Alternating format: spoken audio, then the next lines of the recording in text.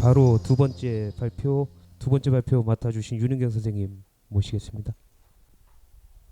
네, 안녕하세요. 잘 들리시죠? 네, 저는 HK 통합의료인문학연구단 연구교수 윤은경이라고 합니다. 오랜만에 마이크를 벗고 이야기를 하니 굉장히 어색합니다. 저는 오늘 허준의 신찬벽온방이란 이제 감염병 전문 의서인데요. 이 의서에 나타난 조선시대의 감염병 대처에 대해서 살펴보고 이제 오늘날 우리가 연관지에서 어떻게 생각해 볼 수 있을지 일종의 화두를 던지는 그런 발표를 하려고 합니다. 네, 먼저 지금 저희가 코로나19 사태에 접어든 지 거의 1년이 되어가고 있는데요. 제 기억에 이렇게 감염병이 크게 다가왔던 적은 없었던 것 같아요. 근데 과거에도 에피데믹은 굉장히 종종 찾아오곤 했습니다. 그래서 조선시대에도 에피데믹이 굉장히 빈번했는데요. 이제 기록에 남은 걸로만 보면 태조부터 철종 때까지 총 641건의 감염병 사태가 기록이 되어 있고요. 이거를 세기별로 좀 잘라서 살펴보면 16, 17세기에 가장 두드러지는 모습을 볼 수가 있는데 이제 이때 감염병이 많이 나타나게 된 이유는 여러 가지가 있지만 우선 첫째로는 이때가 소빙기라고 해서 이제 전 지구적으로 약간 작은 빙하기라고 해서 기후가 일시적으로 다 낮아진 때가 있는데 그러한 소빙기로 인해서 초래된 이제 여러 기후 이상이나 그로 인한 홍수나 가뭄 이런 자연재해의 영향으로 감염병이 많이 나타난 부분도 있고요. 또 그로 인해서 이제 식량의 부족 그리고 그것에 대한 기근 그것이 이제 감염병으로 이어지고 또 잘 아시다시피 16세기와 17세기에 걸쳐서 저희가 외란을 2번을 겪게 됩니다. 그래서 이 외란을 겪은 이후에 이제 열악해진 생활 환경과 이제 사람들이 제대로 먹지 못하고 그러한 환경에 노출되어 있는 것을 이제 역병이 16, 17세기에 많이 발생한 원인으로 꼽고 있고요. 이제 계절적으로는 봄과 여름에 특히 많이 나타났습니다. 이제 이것도 여름에는 일단 고온 다습한 기후 때문에 이제 식량이 쉽게 부패하고 그래서 감염병에 노출되기 쉬운 환경이라는 점도 있고 또 한의학에서는 이제 이따가도 말씀을 드리겠지만 그 감염병의 원인을 화기, 그러니까 파이어, 화기와 연관지어서 많이 보는데요. 이제 그런 것과도 연관지어서 볼 수 있다고 이해할 수가 있습니다. 네, 그래서 이제 조선시대의 역병 발생 원인에 대해서는 이제 양혜경 교수님께서 이렇게 간략하게 정리를 해놓고 계신데 이제 첫째는 불안정한 기후, 이제 아까 말씀드린 소빙기로 인해서 초래된 각종 불안정한 기후가 있고요. 둘째로는 이제 인구 증가와 도시로의 인구 집중입니다. 그래서 이때 상업이 활발해지면서 많은 이들이 도성으로 유입되기 시작했는데 이때 기록을 살펴보면 이제 성 밖에 인분이 너무 많이 쌓여서 그로 인해서 사람들이 많은 병에 걸렸다 이런 기록들도 많이 나오거든요. 그래서 그러한 비위생적인 환경 동안 감염병에 기여한 부분이 있고요. 또 외란과 기후 이상으로 농사에 지장이 생겨 식량 수급이 어려워지자 정부에서는 많은 조세를 거둬들었는데 이제 이러한 열악한 정치적 상황이 또 감염병에 기여를 했습니다. 또 넷째로는 중국과의 무역이 활발해지면서 이전에는 없던 감염병이 중국으로부터 유래되었다는 그러한 기록도 찾아볼 수가 있습니다. 그래서 이 감염병에 대해서는 이제 전국 각지에서 이것이 창궐을 하고 도성에까지 가까이 오는 것이 가장 막아야 할 것이었기 때문에 정부에서는 각종 구료기관을 설치를 했는데요. 이제 뭐 재생원이나 활인서, 해민서 이런 것들은 기존에 설치되어 있던 의료기관으로 뭐 오늘날 국립의료원 정도라고 생각을 하시면 되는데요. 이제 이러한 곳에서 감염병자들을 이제 치료를 하고 지방에서 이제 의원을 설치해서 이제 감염자들을 치료를 했는데 이제 감염자들은 격리를 해야 되잖아요.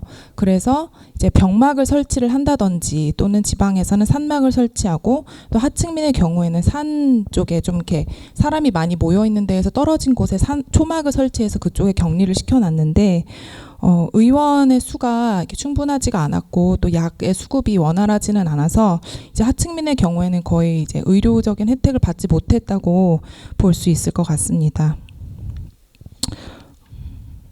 그리고 이제 정부에서 이제 다 커버를 할 수가 없으니까 중앙에서 지방에 있는 의원들에게 그 질병에 대처할 수 있는 매뉴얼을 배포하는 게 굉장히 중요했는데요. 그래서 이제 여기에 적혀 있는 서적들을 정부에서 간행하고 인쇄하고 이제 지방의 의원들에게 배포를 했습니다. 그래서 여기 언해라고 적혀 있는 것들은 이제 한문으로 되어 있던 의서를 이제 한글로 언해를 해서 배포를 한 건데요. 이거는 더 많은 사람들이 접근할 수 있도록 접근성을 높여준 정부 차원에서의 어떤 배려라고 볼 수가 있고요. 또 세 번째로는 감염병이 돌았을 때 여제와 수륙제를 지냈습니다. 그래서 이 여제에 대해서는 이제 추후에 제가 다시 말씀을 드리겠습니다. 그래서 이에 더불어서 민간에서도 감염병이 찾아왔을 때 이제 대응을 했는데요. 첫 번째 이제 인용문을 보시면 중국 강남의 역신이 우리나라에 찾아와서 병을 퍼뜨리므로 그 전염병의 근접을 막기 위해 마을로 돌아오는 동구나 고갯마루에 무서운 법수를 세움으로써 역신이 들어오지 못하게 막는다. 또는 백토나 소의 피로 역신의 접근을 막는다라는 얘기가 나오는데요. 이제 여기에서 얼핏 우리가 볼 수 있듯이 그 역병의 주체가 그 귀신으로 보고 있습니다. 그래서 이 귀신들이 싫어할 것들을 마을 어귀에 붙여놓음으로써 귀신들의 접근을 막고 있는 것이죠. 자, 그럼 이제 그 정부의 간행 서적 중에 하나인 신참벽온방에 대해서 제가 간략하게 소개를 드리겠습니다. 그 조선시대에 감염병이 나타났을 때 그때마다 이제 다양한 서적이 간행이 돼서 배포가 됐었는데 이제 광해군 4년에 겨울쯤에 여역이 발생을 합니다. 그래서 기존의 감염병 전문 의서로 통용되던 간이벽온방을 인쇄하고 배포하라고 정부에서 명령을 하죠. 그래서 이것이 약 한 300여 부 정도가 인쇄가 돼서 이제 지방의 의원들에게 배포가 됐는데요. 그럼에도 불구하고 역병이 멈추지를 않고 전국적으로 전파가 돼서 이제 봄이 되자 왕은 허준에게 새로운 역병서를 편찬할 것을 주문을 합니다. 근데 이 주문을 한 이유는 기존의 간이벽온방이 사실은 굉장히 소략해서 이 역병에 충분히 대처하지 못한다는 비판이 있었고 실제로 이제 역병이 저지가 되지 않았기 때문에 조금 더 총체적인 내용을 담고 있는 역병서가 필요했기 때문입니다. 그래서 이때는 허준이 독립보감의 편찬을 막 마친 직후였는데요. 그래서 신참벽온방의 간행은 굉장히 빠르고 원활하게 이루어졌습니다. 이것이 지금까지도 전해져 내려오고 있는 신참벽온방의 표지입니다. 그래서 이 신참벽온방의 구성을 살펴보면 기존의 서적에서는 이제 빨리 실용화할 수 있는 처방 위주로 굉장히 소략하게 구성되었던과는 달리 이제 역병의 원인, 역병의 종류, 역병의 맥과 증상, 통치법, 증후별치법, 합병증에 대한 내용과 더불어서 역기를 막고 전염을 피할 수 있는 방법, 그러니까 방역 지침들이죠. 이런 것과 이제 개인이 병에 걸렸을 때 치료하지 못하는 경우 그리고 금기까지 보다 총체적인 내용들을 담고 있음을 알 수 있습니다.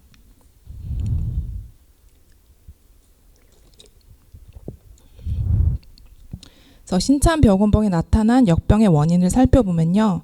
첫째로는 운기를 이야기하고 있습니다. 이 운기에서는 이제 오행 중에 하나의 기운이 특정하게 해당 연도에 지배적인 역할을 한다라고 보는 것인데요.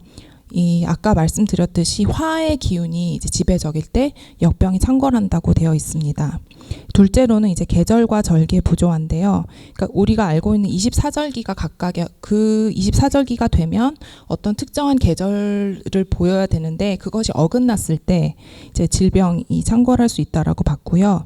이제 셋째로 귀려지기를 이야기를 하고 있습니다. 이것이 이제 그 귀신이라는 건데 이것이 이제 의서에도 적혀 있다는 것이 굉장히 주목할 만한 점이고요. 넷째로는 비위생적인 환경, 그리고 다섯째는 양생의 실패입니다. 신천병원방에서 치료는 다음과 같이 적고 있습니다. 먼저 역병이 운기와 기후의 영향을 굉장히 많이 받기 때문에 그 역병이 언제 발생했느냐에 따라서 처방이 달라진다고 봤습니다. 그래서 뭐 특정 계절에 발생한 계절은 어떠한 기운이 많으니까 그거에 마땅한 처방을 써야 되는데, 또한 역병이 사람의 몸에 들었을 때 이게 그냥 한 번 맞으면 처음부터 끝까지 증상이 똑같은 것이 아니라 표에서부터 리에까지 어느 위치에 이제 그 역기가 들어오고 있느냐에 따라서 사람마다 다른 증상을 보이는데요. 이 온 역기가 겉에 있을 때는 이러한 방법으로 치료를 해야 되고, 중간쯤에 있을 때는 이렇게 치료를 해야 되고, 또 속에 들어왔을 때는 이렇게 치료해야 된다라고 그 치료의 원칙을 밝히면서 처방을 싣고 있고요. 또 온역이 깊이 들어왔을 때 이제 황달과 같이 합병증이 생긴 경우에도 어떤 처방을 써야 되는지에 대해서 구체적으로 나열을 하고 있습니다. 그리고 또한 통치방이라고 해서 따로 그 통용해서 쓸 수 있는 처방에 대한 모음이 있는데요. 이거는 아마도 감염병이 갑자기 많은 사람들을 이렇게 감염시켰을 때 일일이 그 진단을 하고 그 사람에게 맞는 치료를 제공할 수 없을 때 이 통치방을 쓰지 않았나 싶습니다. 그래서 신천병원방에는 이제 치료에 더불어서 이제 방역에 대한 이야기도 나오는데요. 온역이 돌 때 뭐 향소산을 큰 소추로 달여서 사람마다 한 잔씩 마시면 온역을 물리칠 수 있다라고 했고, 이제 온역을 앓는 집에 들어갈 때는 큰 솥에 물을 2말 채워서 집에 한가운데 놓고 소화평원을 20환을 달인다, 이런 이야기들이 나옵니다.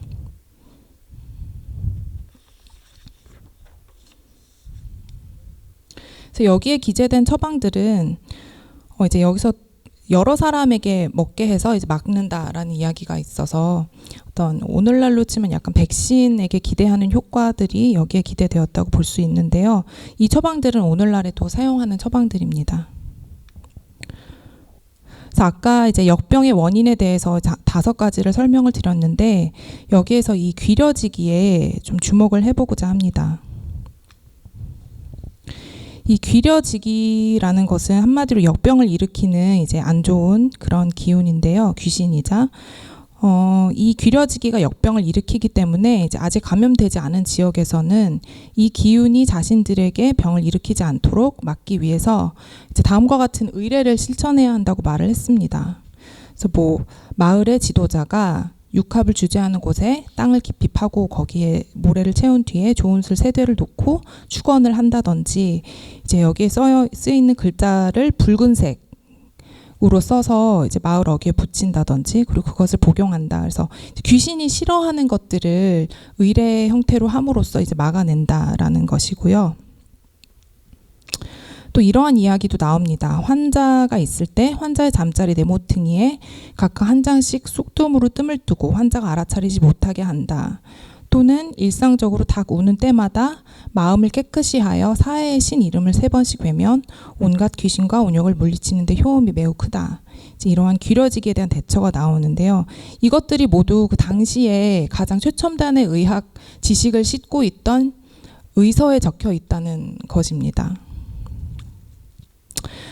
그 아까 감염병이 돌았을 때 정부에서 여제를 한다고 말씀을 드렸는데요.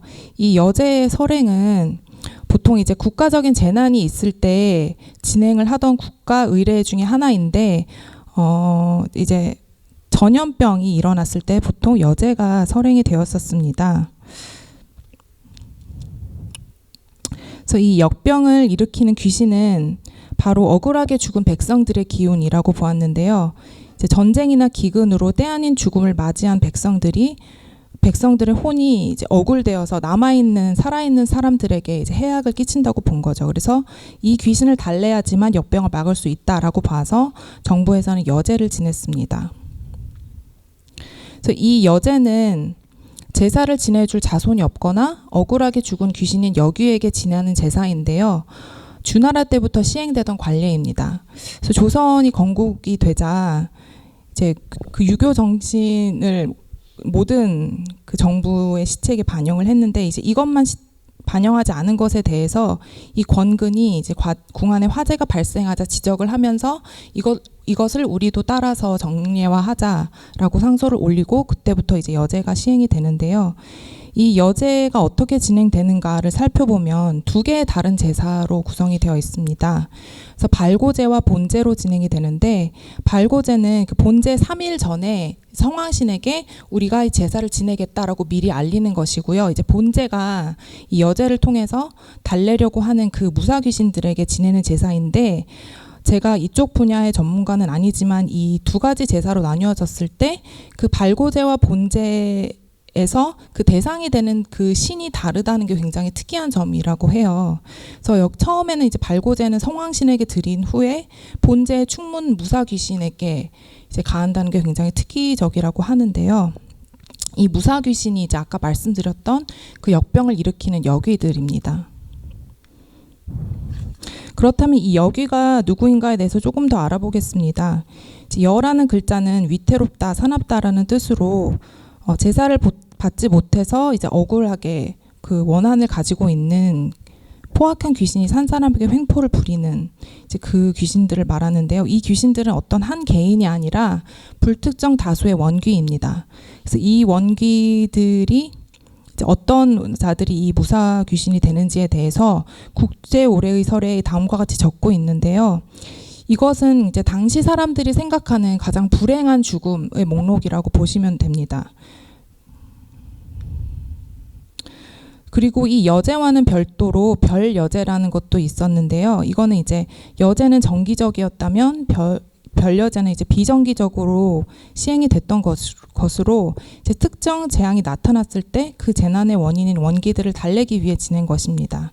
그래서 여제와의 차이는, 여제는 이제 그 잠재적으로 우리에게 감염병과 같은 재난을 가져올 수 있는 원혼들을 정기적으로 달래는 거라면, 이제 별여제는 정말로 어떤 큰 일이 일어났을 때 빨리 이제 이 큰 일을 일으킨 원기들을 이렇게 위로하자는 뜻으로 이제 비정기적으로 지냈던 것이죠.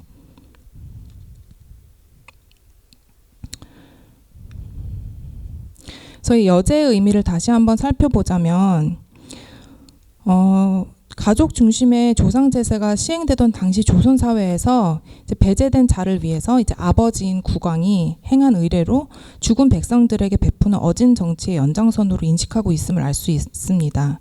이거는 아까 여제에서 발고제와 본제의 대상이 다르다는 것에서도 알 수 있는데요. 보통은 발고제에서 성왕신에게 고호를 했다면 본제에서도 성왕신에게 고해서 성왕신이 그 아래에 거느리고 있는 악귀들을 잘 컨트롤해달라 라는 식으로 기원을 하는 반면, 이 여제에서는 성왕신을 부르지만 본제에서는 충문이 이제 왕이 백성에게 하교하는 식으로 교서의 형식으로 이제 그 달램의 이야기들이 나오거든요. 그래서 이 여제는 다름이 아니라 그 죽은 백성들 마저도 이제 왕의 백성들이고, 이 억울한 귀신들은 왕이 정치를 제대로 하지 못했기 때문에 또는 부도덕했기 때문에 그러한 원한이 되었으므로 왕이 이제 자신의 백성들을 다독인다는 의미에서 이 여제를 진행했다라고 볼 수가 있습니다. 근데 이 여제를 지냄으로써 바로 그 원혼들을 달래는 효과도 있었지만, 이 왕이 자신의 정치와 부도덕함을 뉘우치면서 이러한 제사를 지내고, 그럼으로써 살아있는 자들에게 이 왕이 얼마나 그 백성들을 생각하고 있는지를 이제 의례로서 보여주는 것이죠. 그래서 일종의 단합의 효과도 노렸다고 볼 수가 있습니다.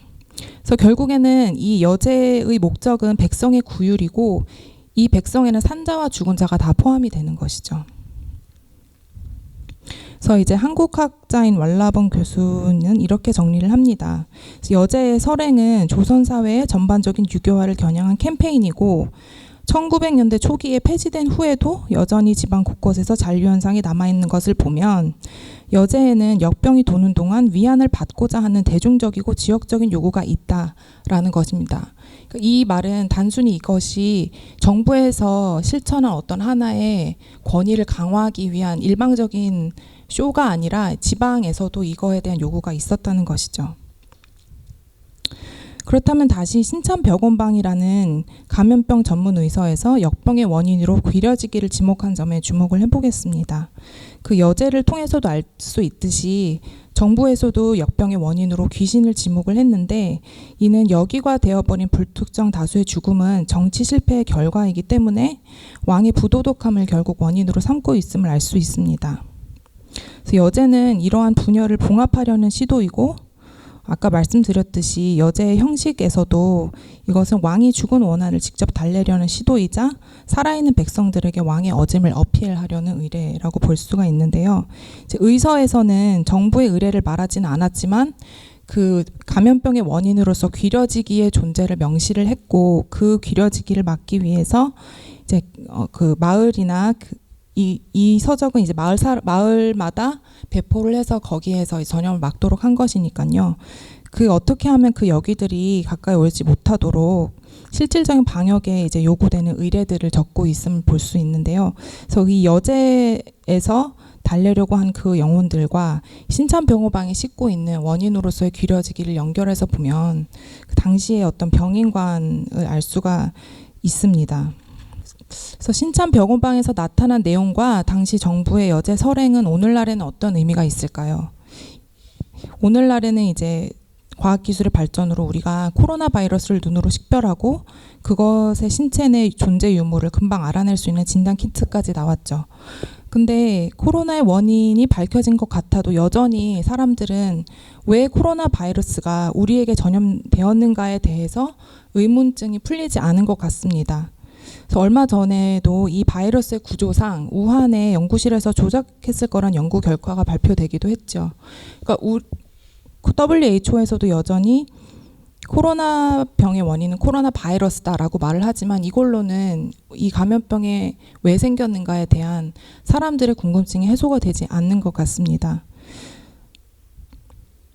그래서 결국 우리에게 하필 이때 전염되어서 이러한 국가적 재난을 야기했는가에 대해서는 미지의 영역이 남아있음을 말해주고, 이것을 우리가 다시 조선시대 역병이 돌았을 때 상황을 생각을 해보면 이때에도 그 역병에 대한 합리적인 설명들이 존재했습니다. 역병의 원인은 이제 당시 운기와 기후, 개개인의 양생, 사회적 안정 등의 원인 요인들이 있었습니다. 그러나 이 집단을 감염시키는 사태가 왜 일어나는지에 대한 문제는 해소되지 못했고, 이를 설명해 주는 것이 바로 귀려지기였습니다. 그것이 실제로 합리적인가 아닌가를 떠나서 재앙을 설명하고 이해하기 위한 어떤 인과설이 사람들에게는 필요했다는 것입니다. 그래서 그 궁극적인 원인에 대한 이해 요구는 치료에까지 영향을 미치는데요. 몸에서 일어나는 여러 증상들에 대한 치료도 각 시대의 의료의 범주 안에서 이루어졌습니다. 전염을 막기 위한 방역에 대한 지침도 있었습니다. 이는 근데 병의 사람 내부에서의 진행과 사회에서의 전파를 막기 위한 실질적인 조치들이었고, 과거와 현재를 저희가 살펴보았을 때 이에 더해 여기에 이제 세모와 동그라미로 표시된 부분들이 더 있습니다. 그건 바로 이제 사회적인 차원에서의 감염병에 대한 응대라고 볼 수가 있습니다. 감염병에 대한 사회적인 응대는 분열되는 공동체의 연대를 위한 의례로서의 의미를 지니는 실천들로, 이제 과거 조선시대 역병 사태 때에는 여제와 마을 단위의 의례들이 그러한 역할을 수행을 했고요. 오늘날에는 마스크 착용이나 이제 정은경 전 질병관리본부장이 매일 같은 옷을 입고 같은 목소리 톤으로 상황 브리핑을 하는 것이 의례로서의 의미가 효과를 지녔다고 봅니다.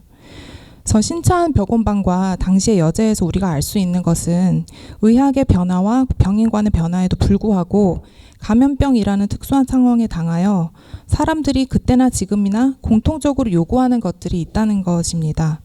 바로 이 모든 일이 왜 일어났느냐에 대한 어떤 궁극적인 설명, 어떤 필연적인 의도나 어떤 도덕적 차원의 납득할 만한 이유가 제공되는 그러한 설명과 위태로워진 공동체 연대의 확인과 회복입니다.